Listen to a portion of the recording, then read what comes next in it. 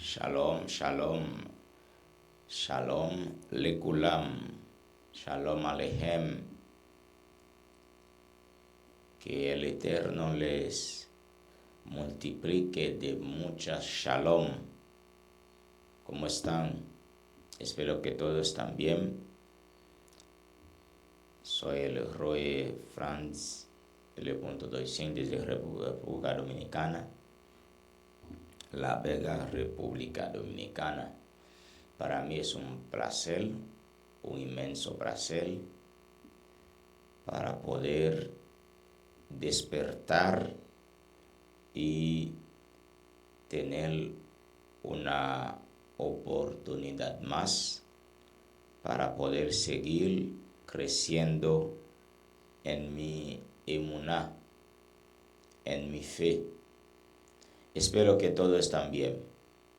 Espero que desde donde esté, que esté bien, que la Shejina ve Adonai les acompañe, que la presencia de Adonai les acompañe donde quiera que se encuentra en este bello momento.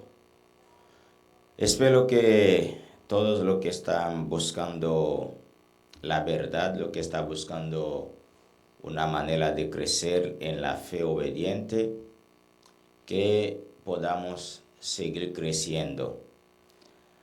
Hoy vamos a dar lectura en un libro muy importante que tiene por nombre Código Real. Hoy vamos a enriquecer nuestro conocimiento en este documento tan importante para todos los que están buscando la verdad sobre la Biblia, Tanaj y Brit Hadashah, si puedo decirlo así. Espero que todos podamos aprender algo hoy. Vamos a presentar tefilá, oración, para que sea el Ruach Kodesh que nos dirija y abre nuestro entendimiento. Baruch atah Adonai Eloheinu melech haolam. Te damos muchas gracias, toda Rabá Bakadosh, por este día, Yom, por este Bokel, esta mañana. Muchas gracias. Le agradezco, oh Adonai, por esta gran oportunidad. Oh Majestad, pido que su nombre sea respetado y venga tu reino aquí en la tierra, en nuestra vida.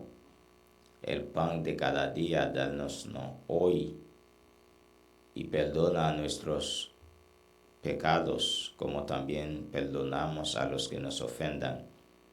Y no nos deja caer en tentación, porque es suyo toda la gloria, la honra, por los siglos de los siglos.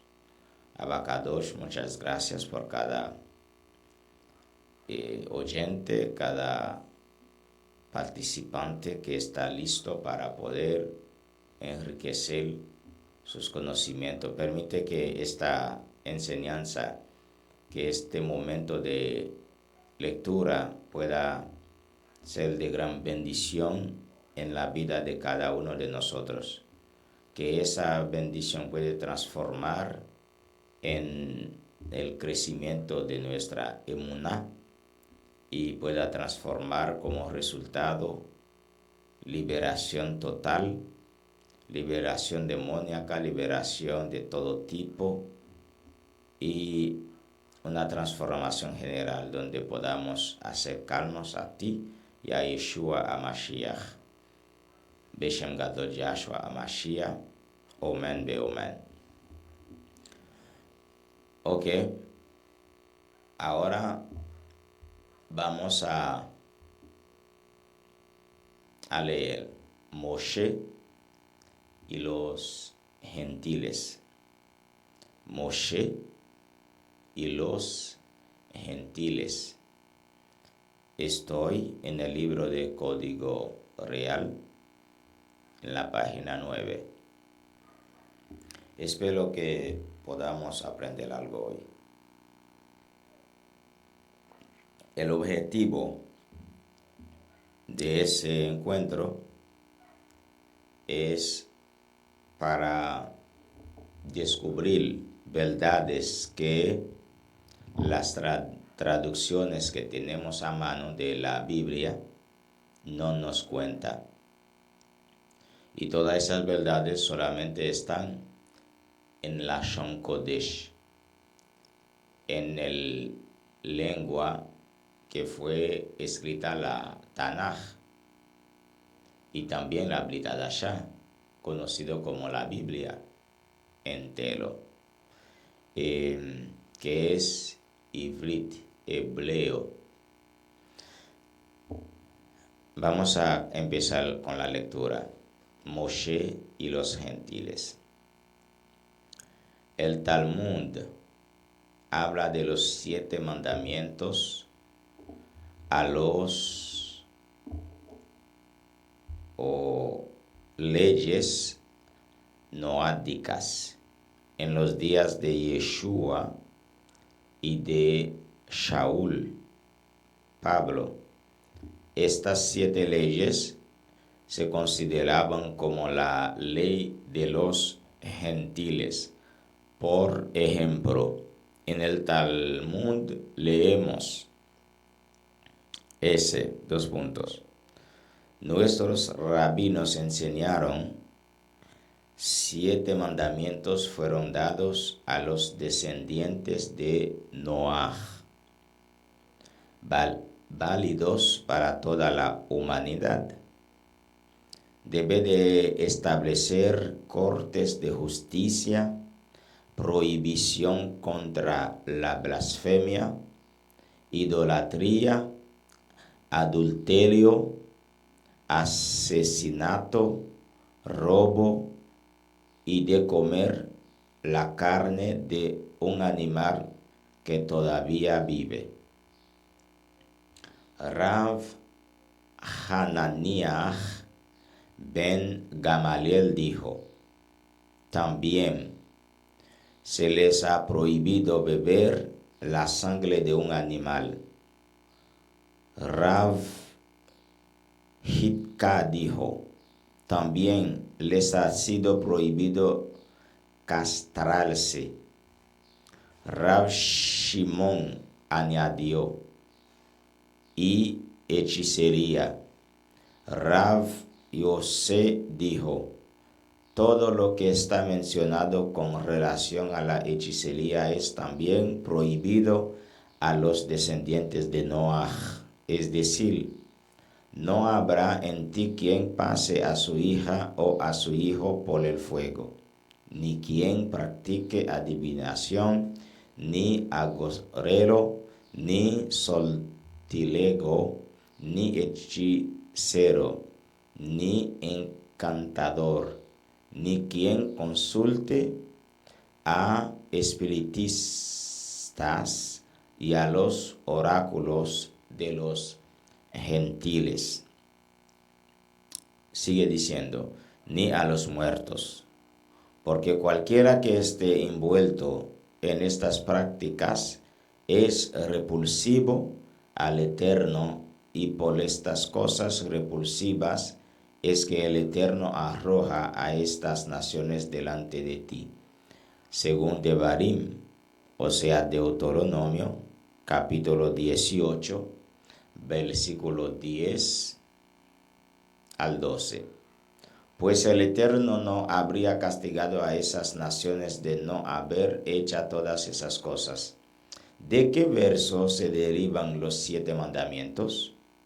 Rav Yohanan dijo, del verso que dice, porque en la Torá, es decir, los 5 primeros libros de Tanaj. La palabra dice, o diciendo, implica la transmisión de un mandamiento de una generación a la próxima. Esto es posible solamente si los hijos reencuentran padres y madres que... 3 puntos de suspensión. La importancia de estos es que según las fuentes rabínicas con que contamos hoy día, sabemos que Moshe estableció un decreto para los judíos relacionado con los gentiles. Cada judío era responsable de enseñar a los gentiles las 7 leyes noédicas. Sin embargo, la casa de Shammai es una escuela de los judíos en el judaísmo, ¿ok? Sin embargo, la casa de Shammai pensó que ni siquiera con las leyes noédicas los gentiles tendrían alguna esperanza. Como vimos, Hillel, otra escuela, enseñó lo contrario. Esto explica algunos pasajes de los Masoret, cuando Yeshua acusa a los fariseos de recorrer tierra y mar para hacer un prosélito, y luego que por fin lo encuentran, lo hacen más hijo del infierno que ellos mismos. Evidentemente, Yeshua no está hablando de la casa de Hillel, sino de la casa de Shammai, que estaba sentada en la silla de Moshe durante aquel tiempo. Así pues,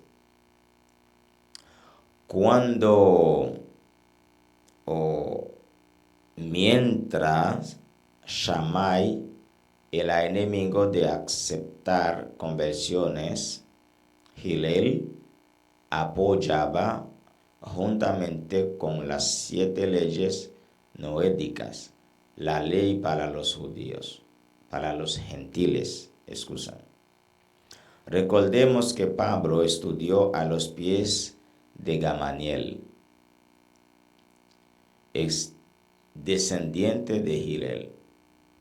Al hablar Pablo de la ley en relación con los gentiles, es importante recordar lo que el término significaba en los días cuando el templo estaba aún en pie. Por otro lado, Yeshua introdujo un tipo de conversión que nunca antes fue conocida en Israel. Debido a la calidad de dicha conversión, que recibía los beneficios de los méritos del Mashiach, el Maestro, en su posición de juez de Israel, y a quien el Padre le había dado toda autoridad en el cielo, a Shamayim, y en la tierra, a Aretz. Determinó que cuando un gentil se convierte al Eterno por su nombre, es sacado del olivo silvestre e inyectado contra naturaleza en el olivo natural. Esta enseñanza superaba los decretos, tanto de Shammai como de Hillel. De Shammai porque hacía más sencillo y fácil para un gentil hacer su conversión, quitando del camino las piedras innecesarias. De Hillel porque hacía de los conversos miembros de la familia de los santos, no simplemente amigos de Israel, bajo la figura de Bnei Noach, hijos de Noé. De hecho, Pablo afirmaría luego que esta bendición dada a los gentiles es un misterio que en otras generaciones no se ha dado a conocer a los hijos de los hombres como ahora es revelado, según Efesios 3, versículo 1 al 6. Y en su carta a los Gálatas, Pablo dijo a Shaul: así que si sois de Mashiach, ciertamente linaje de Abraham sois y herederos según la promesa. Como vemos, debido al factor Mashiach, los gentiles que hacen la conversión no son vistos como linaje de Noah, sino descendiente de Abraham, y por la extensión, copartícipe de la promesa. Gálatas 6, versículo 29. Recordando, estamos dando lectura en el libro de Código Real, página 10. Por lo tanto, las palabras de Yeshua y de Shaul, Pablo, que parecieran atentar contra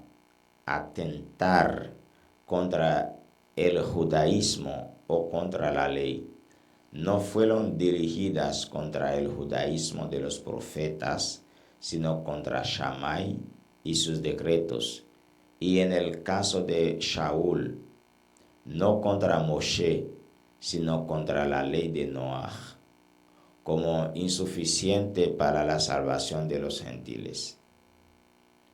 Ignorar el judaísmo de los días de Yeshua ha hecho a muchos errar en cuanto al verdadero significado de sus palabras. De ahí la enorme importancia de conocer bien el judaísmo de aquellos días para estar en condiciones de interpretar en forma apropiada sus escritos. Este es el primer factor a considerar. En relación con la segunda, debemos recordar, es importante.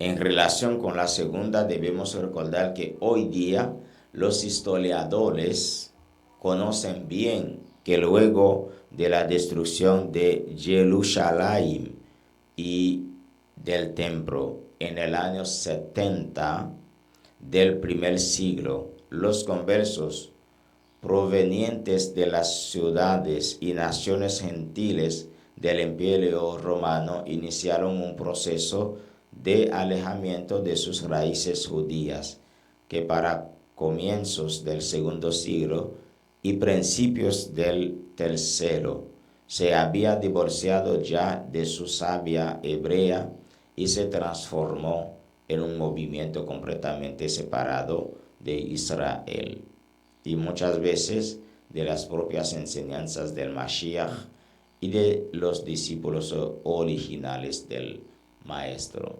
Espero que se escuchan bien todos y me confirman por favor si se escuchan bien.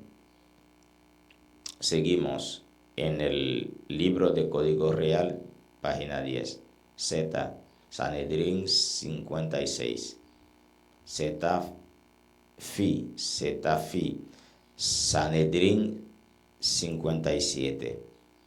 Maimónides, Leyes de los Reyes, Melahim 8. Una vez resucitado, Yeshua concluye su misión como siervo sufriente y ahora es elevado a la posición del invicto Mashiach ben David, y como tal, si ejercerá su posición de juez de Israel. No debemos olvidar que los primeros 15 líderes de la llamada iglesia primiti, Ucrón, todos judíos, Eusebio, un historiador cristiano del IV siglo, ha dejado para nosotros este testimonio.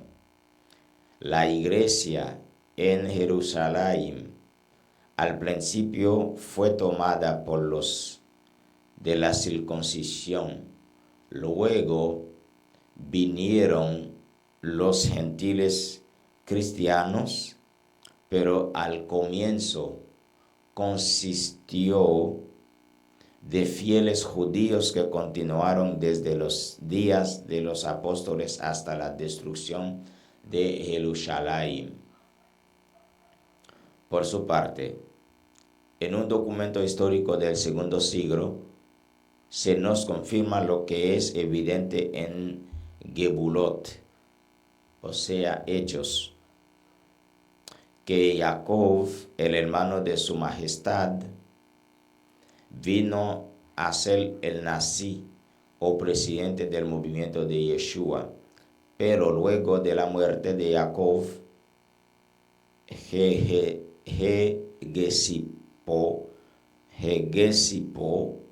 Hegesipo, el historiador mencionado por Eusebio, nos informa que los apóstoles seleccionaron al emisario Simeón partiendo de Yeshua como nazi o príncipe o líder principal del movimiento.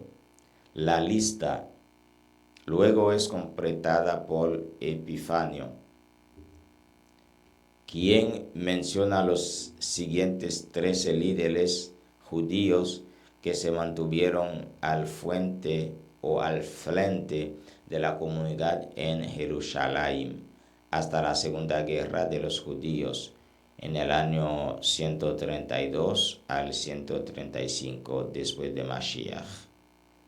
En esa lista aparecen Sadik, Saqueo, Toblas, Benjamín, Johanan, Matías, Felipe, Seneca, Tzadik, Efraín, Yosef y Yehuda.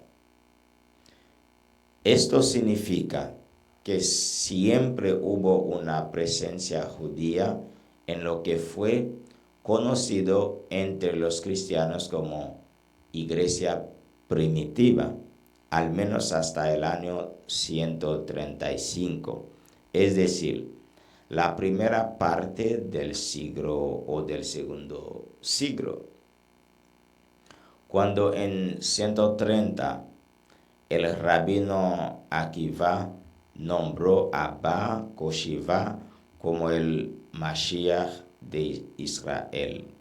Los líderes del movimiento de Yeshua, viendo el terrible daño que se hacía a la causa judía con tal nombramiento, se separaron de aquel ejército y se refugiaron en las montañas de Peya, como había ocurrido en el primer siglo durante la innecesaria guerra contra Roma levantada ilegalmente por los líderes de los fariseos celotes.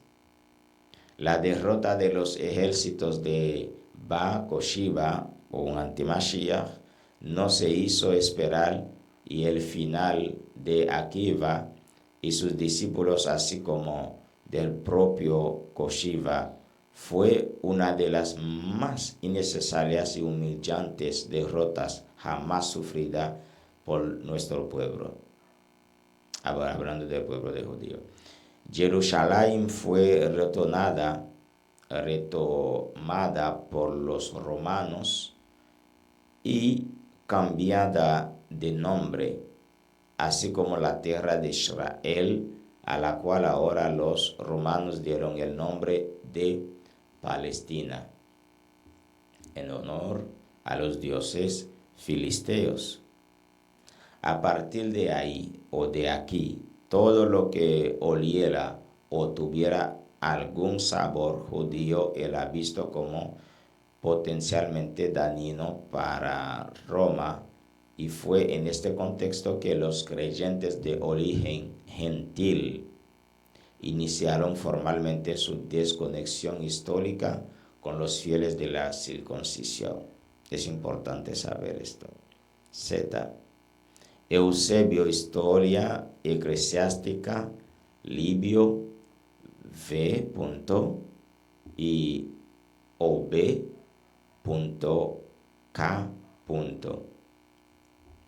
Los judíos no podían entrar en Israel, ni mucho menos visitar Jerusalén, pero a los cristianos en un principio les fue permitido.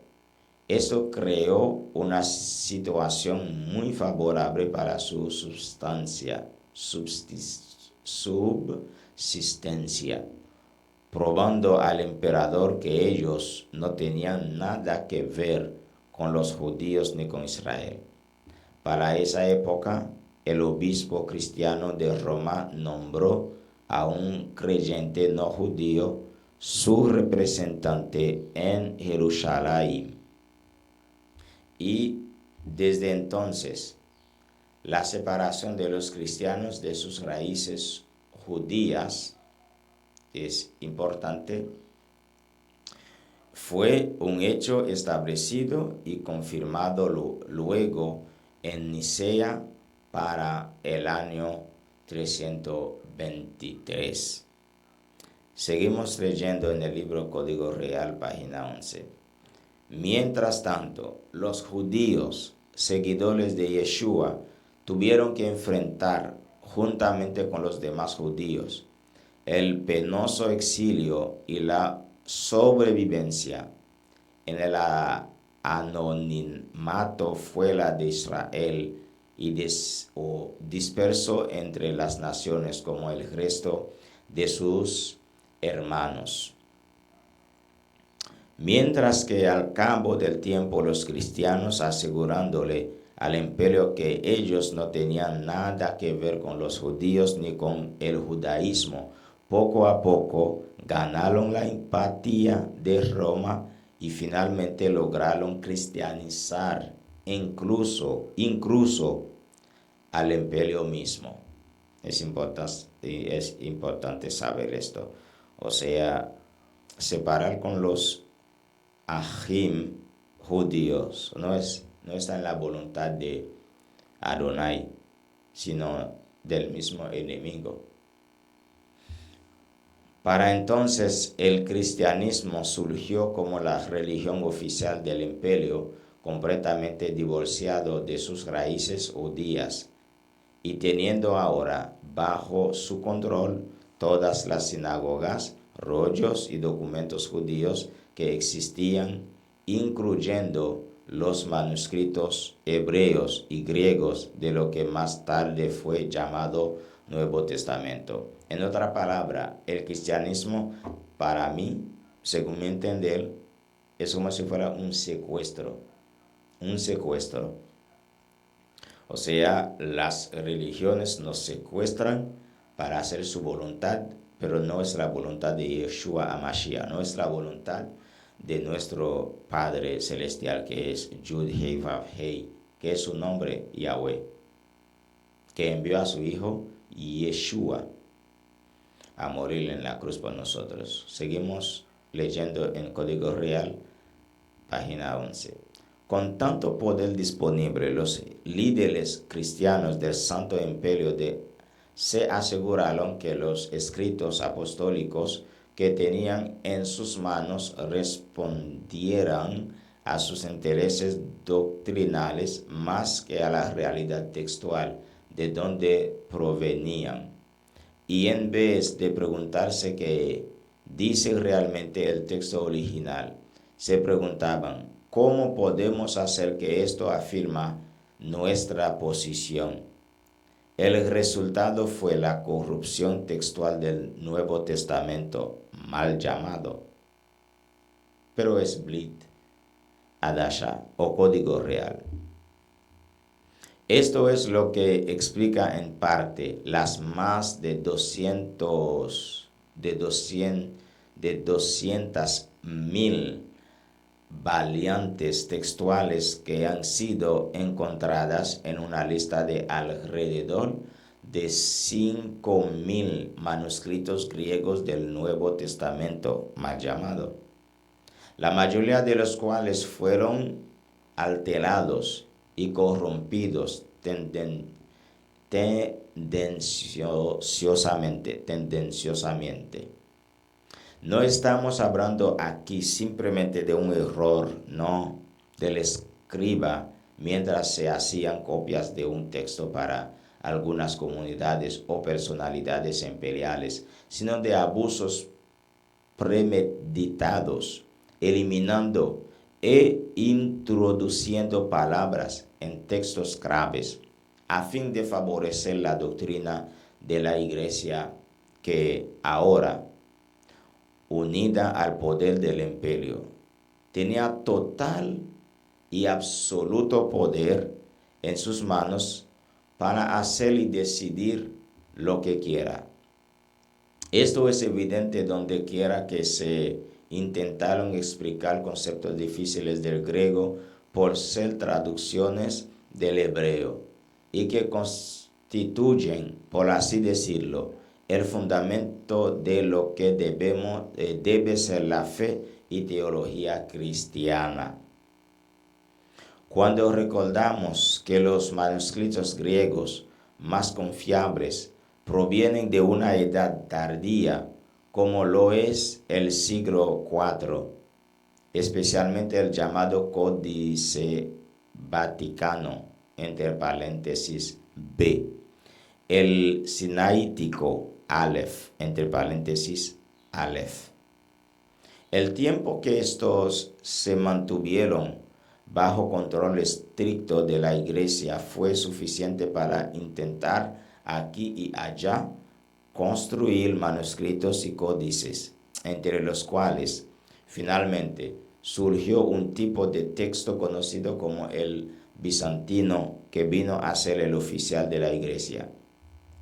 Y por la vía de Erasmo del protestantismo, bajo el nombre del Textus Receptus, que ha servido de base prácticamente para todas las traducciones del lamentablemente Nuevo Testamento. Este texto, surgido más por decisiones económicas y de intereses políticos que del honor de la verdad misma, está plagado de errores por todos lados, los cuales han pasado a todas las versiones castellanas que se han basado en dicho manuscrito. El resultado ha sido que los cristianos, en vez de tener la riqueza del Nuevo Testamento, lo que han recibido es una ensalada de versiones. Es eso que tenemos en nuestras manos hoy en día. Sustracciones y adiciones textuales que en muchos casos se distanció considerablemente de los escritos originales de los apóstoles.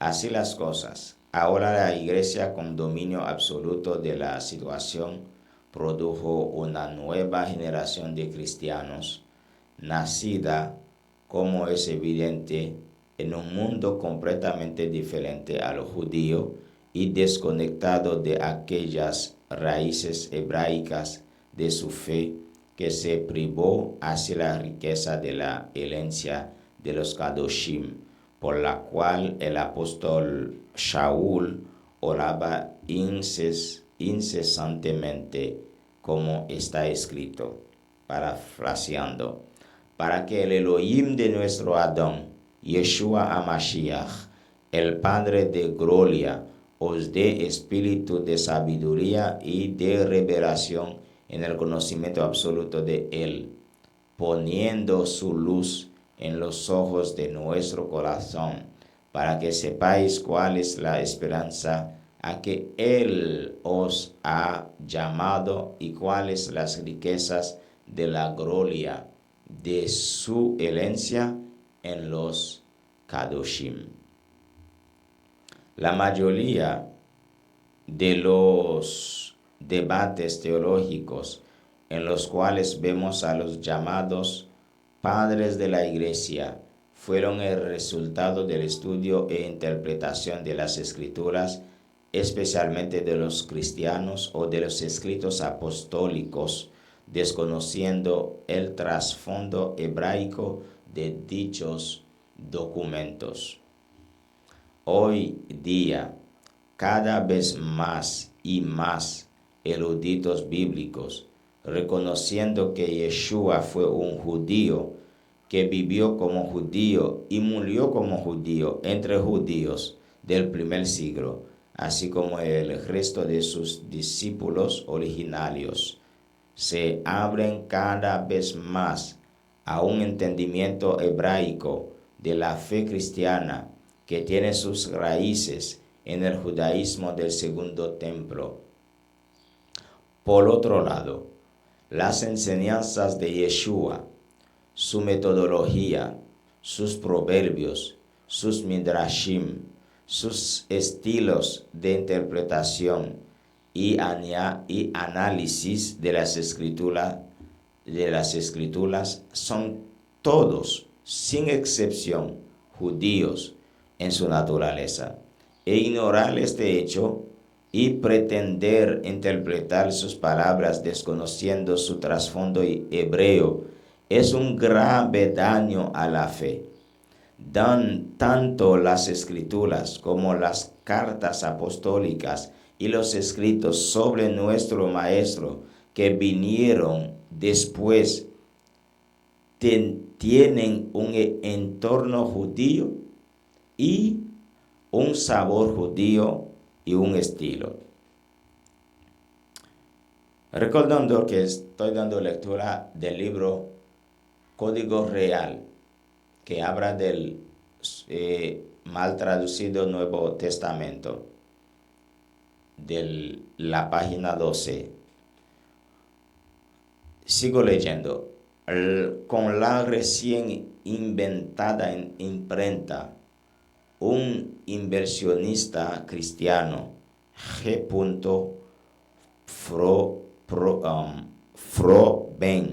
Froben, deseaba por todos los medios tener un documento que fuera accesible a todos, incluyendo a los católicos, y pidió a Erasmo de Rotterdam la publicación de dicho texto en griego y la traducción correspondiente.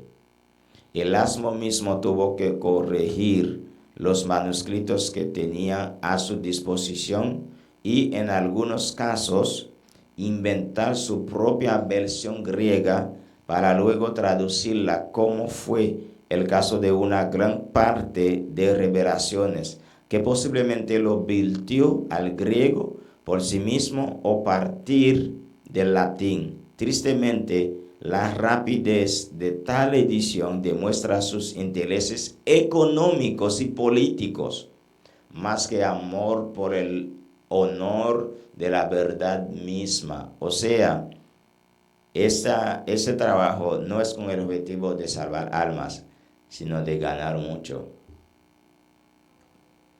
Los apartados del mundo y servidores del Eterno, comúnmente los santos, no es con ese objetivo que elaboraron esas traducciones.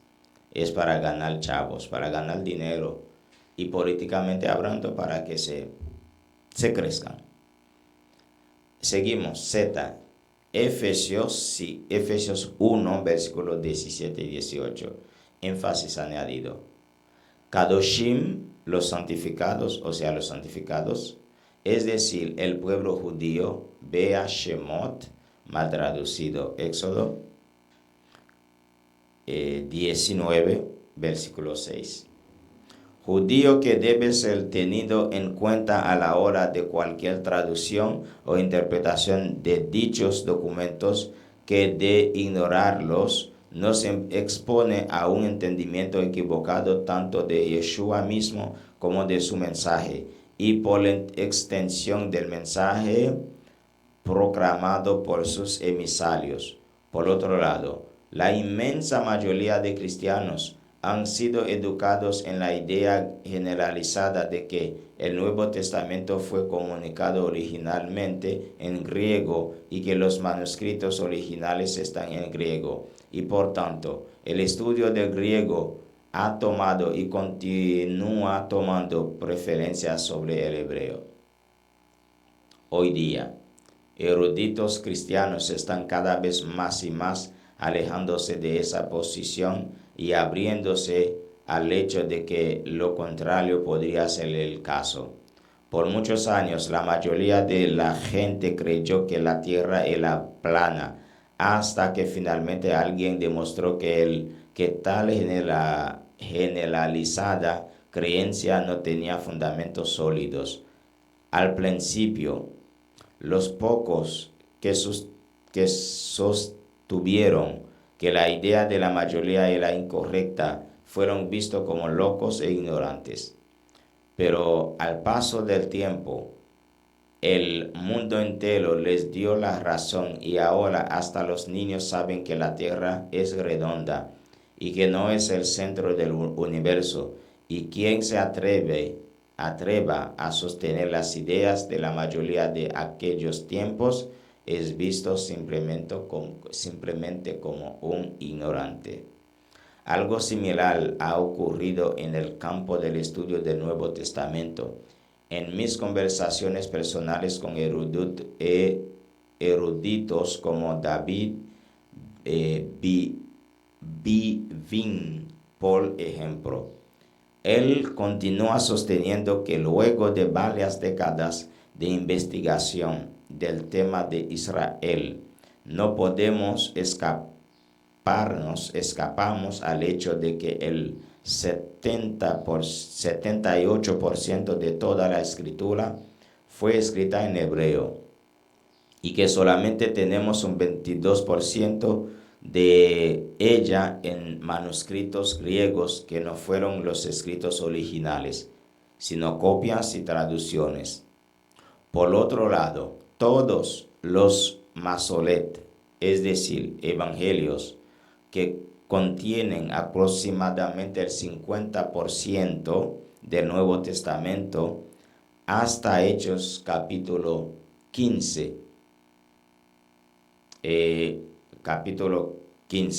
y al menos 3 cartas, la de primera de Kefa, o sea Pedro, Jacob, Santiago, y Yehudim, que es hebreos, fueron escritos por judíos y para judíos, lo cual eleva a un 90% el trasfondo hebraico del Nuevo Testamento. El resto lo constituyen las cartas de Shaul, Pablo, cuyas copias en manuscritos griegos nos han llegado por más de 5,000 manuscritos diferentes, pero en los manuscritos griegos de las cartas del Pablo o Shaul tenemos no menos del 167 citas de Moshe, los profetas y los salmos, lo cual, si fuese retirado, elevaría a 95% el total hebraico del Nuevo Testamento, dejando solamente un 5% con características griegas. Pero si recordamos que ese 5% tiene como intención mostrar la verdad judía de la redención y de la salvación a una audiencia no judía, entonces el mensaje mismo, aunque vestido de griego, tiene un trasfondo hebraico que no debemos ignorar si queremos ser fieles al mensaje de la Biblia. Pues, como dijera el maestro, la salvación viene de los judíos. Es importante recordar que lo que ha sido conocido popularmente dentro del cristianismo como iglesia primitiva fue formada por judíos entre judíos y aún concediendo por la vía de la ilustración que la iglesia nació en Pentecostés, Shavuot. En su nacimiento no participó siquiera un gentil al menos, como está documentado en Hechos 2. Consecuentemente, participar de esa iglesia judía en su nacimiento demanda un conocimiento hebraico de su origen y fundamento. En otras palabras, el conocimiento de sus raíces hebraicas no es simplemente una opción de cultura bíblica, es una demanda hermenéutica decisiva. El Código Real, por su parte, está lleno de expresiones, hebraísmos, términos técnicos y palabras hebreas que no tendría sentido algunos excepto que se interpretarán teniendo en cuenta no su significado en griego, sino en el hebreo y en el judaísmo del primer siglo, de donde provienen originalmente. Sería un grave error de interpretar, tomar el término logos, como fue entendido por los filósofos griegos, y aplicarlo al concepto de dabar, como usado por los profetas hebreos. Logos será siempre una traducción del concepto hebreo dabar. Transferir el significado del primero al segundo es hermenéuticamente incorrecto y teológicamente riesgoso. No es lo mismo, por ejemplo, el concepto de Ruach HaKodesh en el tiempo del segundo templo al concepto de Espíritu Santo, que encontramos más tarde de los llamados padres de la Iglesia, como tampoco es lo mismo el concepto de Espíritu Santo que encontramos en el documento llamado Credo Apostólico, que el concepto de Espíritu Santo que encontramos en la Confesión de Fe de Nicea, entre paréntesis 325, o en el de Calcedonia, entre paréntesis 451. Es importante recordar a nuestros lectores y oyentes que lo que ha sido llamado iglesia primitiva no fue sino un movimiento oficial dentro de las muchas sectas judías del primer siglo, que reclamó el derecho de establecer un judaísmo normativo para todo Israel, teniendo como fundamento la revelación de Yeshua como el Mashiach anunciado por Moisés y por los profetas, y que nunca fue su intención abandonar a Israel, ni el judaísmo, ni establecer una nueva religión diferente a la dada por el Eterno. Por lo tanto, conocer la cultura hebrea, especialmente del libro del primer siglo, lo que se conoce técnicamente como judaísmo del segundo templo, es vital para un entendimiento apropiado del Nuevo Testamento. Repetimos, esto no es una opción, es un requisito. Las expresiones que tienen mayor valor teológico y religioso son todas hebreas, en su misma esencia, e interpretarlas ignorando su trasfondo hebraico produce constantemente una innecesaria separación de los cristianos de su herencia hebraica y bíblica. De ahí que estamos en presencia de un Nuevo Testamento textual hebraico para referirnos a nuestro concepto de código real hebraico. Pausa por ahí, por aquí. Mis queridos Ahim, Ahajiot, hermanos, hermanas, retornándonos, preocupándonos para poder estudiar el hebreo bíblico, es retomando nuestra herencia, dejando por Yeshua Mashiach. Es volver a la senda antigua, tomar el tiempo para poder aprender del hebreo bíblico y así para poder estudiar la Biblia, Tanaj y Brit Hadashah, en el contexto hebraico, en el trasfondo, en el pensamiento hebraico, es retomando nuestra herencia, es volver en nuestra patria, es volver en nuestro país, por así decirlo.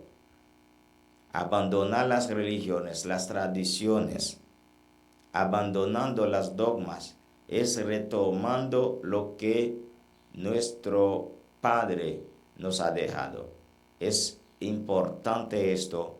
Todos los que creen, los Mashiachim, todos los que creen en Mashiach, todos los que creen en Yeshua, que pensamos en esto, es hora de decir, las traducciones no, la Biblia original sí. Es importante saber esto.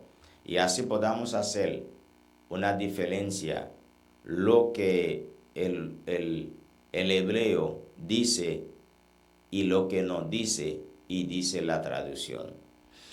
Seguimos con la lectura del Código Real, página 13.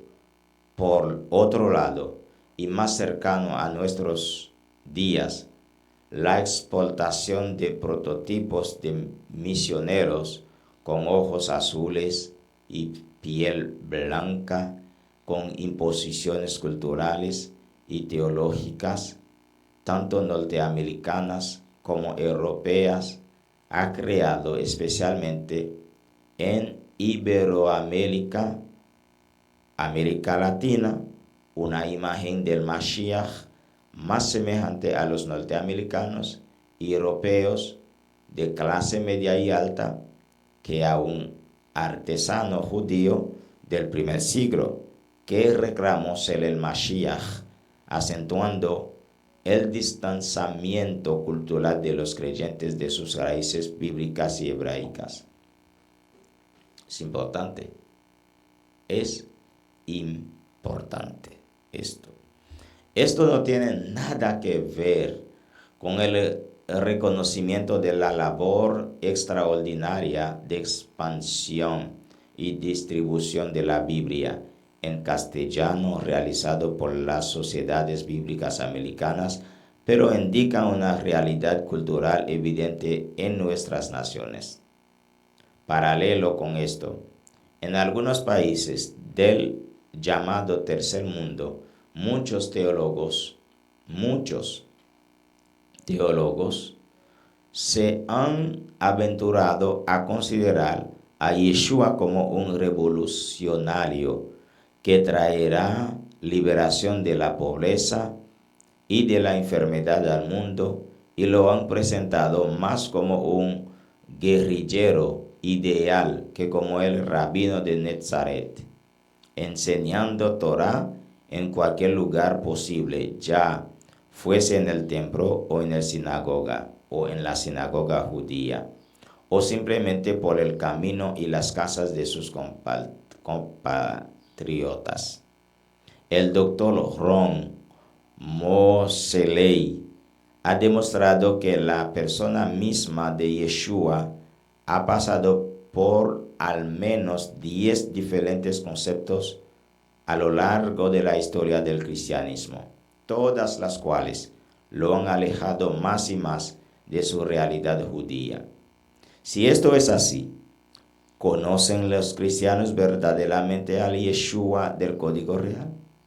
¿Les será atractiva su imagen cuando lo descubran como el judío del cual nos habla tan maravilloso y autoritativo documento? Podrán reconocerlo si entrarán mañana a una de las cátedras de las catedrales cristianas consideradas monumentos de la humanidad.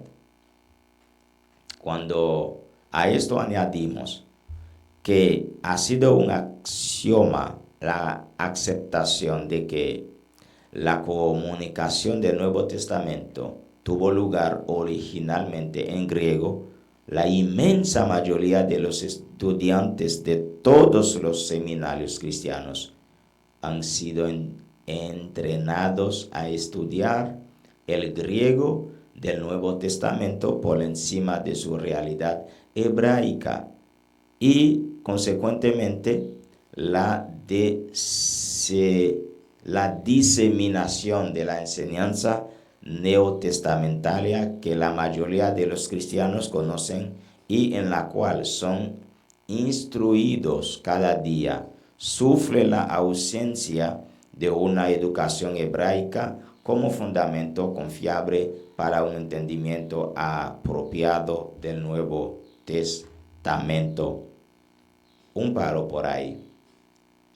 Ahora prácticamente todos se preocupan para estudiar griego, abandonando hebreo. Si uno se preocupa para aprender el hebreo para poder interpretar bien la Torah, la Tanaj, la Brit Hadashah, se nos acusan judaizante. O sea, es la realidad. Todos preocupan por griego, dan griego en la escuela, en los seminarios, y el hebreo.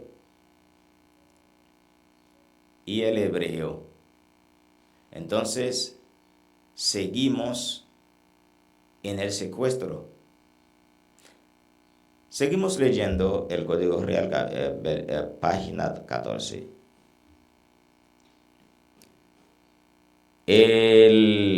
Resulta interesante que aquellas expresiones y frases que son tan difíciles de entender y traducir del griego, cuando las analizamos en su trasfondo hebreo, se transforman en las más sencillas y fáciles de comprender. Esto nos permite suponer que los más grandes debates teológicos que encontramos en la historia del cristianismo pudieron ser el resultado del abandono de un entendimiento hebraico del Nuevo Testamento y de sus raíces hebreas. Si se hubiese evitado, posiblemente nunca habría ocurrido que los cristianos fuesen privados de lo olivo natural en suelo judío y de las raíces hebraicas de su fe. Dicho abandono expuso a los cristianos de origen gentil a la invasión del pensamiento y cultura grego-romana en su teología y costumbres, que ha dado como resultado una religión distinta a la de Yeshua y los apóstoles, que dista mucho de ser la iglesia primitiva que encontramos descrita en las páginas del Nuevo Testamento. No es cierto que los judíos perdieron su idioma hebreo cuando regresaron del exilio babilónico, como muchos todavía afirman. Si no lo perdieron luego de 400 años en Mitzrayim, mal traducido Egipto, menos luego de solamente 70 en Babilonia. cuando muchos no fueron llevados a Caldea, sino quedaron en Eretz Israel, tierra de Israel, como remanente de gracia dejados allí por el Eterno. 14. Mosley, Rome, Yeshua, Agi to the real Jesus and the original church. Ebed, Publication, 1996. Vamos a parar, vamos a quedar hasta ahí. Y cuando volvemos, seguiremos leyendo este importante documento que nos abre los ojos de que nosotros, los creyentes en Yeshua HaMashiach, que podamos enfocarnos, que podamos preocuparnos de estudiar el hebreo bíblico en vez de quedar satisfecho con traducciones griegos, latín, español, etc. Recordamos que las traducciones es simplemente opiniones de hombres. Mira cómo sucedió esto. Para ganancia económica y político. Nos da este documento, no es para ganar nuestra alma. Es por eso hay más divisiones entre hermanos que unión. Grupos aquí, grupos allá, grupos aquí, grupos allá, dominaciones aquí, denominaciones acá. Con una misma Biblia abierta. No hay unión. Eso es por el secuestro. Estamos bajo secuestro, mis hermanos. Tenemos que abrir nuestros ojos. Despiértense. Yeshua viene ya. Él está llamando personas que quieran ser salvos. Es por eso tenemos que aprovechar estos medios para poder buscar a Yeshua Mashiach con todo nuestro corazón, con una emuná obediente, para poder parecer a lo que creemos, a lo que estamos recibiendo. Para mí es un inmenso placer. Espero que usted, que está siguiéndonos a través de esos medios, que nos apoyen como Ruach Kodesh, el Espíritu de verdad, pone en sus corazones, pone en sus mentes, así para que podamos seguir creciendo. Y muchas gracias por sus aportaciones, gracias por sus colaboraciones. Les agradezco por sus esfuerzos, sea tiempo o lo que Elohim pone en su corazón a través de Ruach Kodesh. Muchas gracias, ha sido un placer. Pastor Roe Franz, desde República Dominicana. Ha sido un placer. Baruch atah Adonai Eloheinu melech haolam. Toda rabá, vea Bokel, toda rabá, vea Torah, toda rabá. Muchas gracias por esta mañana. Muchas gracias por la enseñanza. Muchas gracias por el privilegio de seguir descubriendo la verdad. Bendice a cada uno de los oyentes que está dispuesto a buscarte de verdad. Permite que tu presencia los acompañe donde quiera que estén y así puedan tener shalom hasta que Yeshua Mashiach venga. Shalom, mis queridos. Hasta pronto. Laitraot. Soy estudiante de hebreo bíblico y también enseño lo que aprendo. Es por eso enseño Aleph Bet, el alefato de hebreo o lo que quieran estudiar la Biblia en hebreo, escribir hebreo y leer hebreo. Hasta luego, la Traot.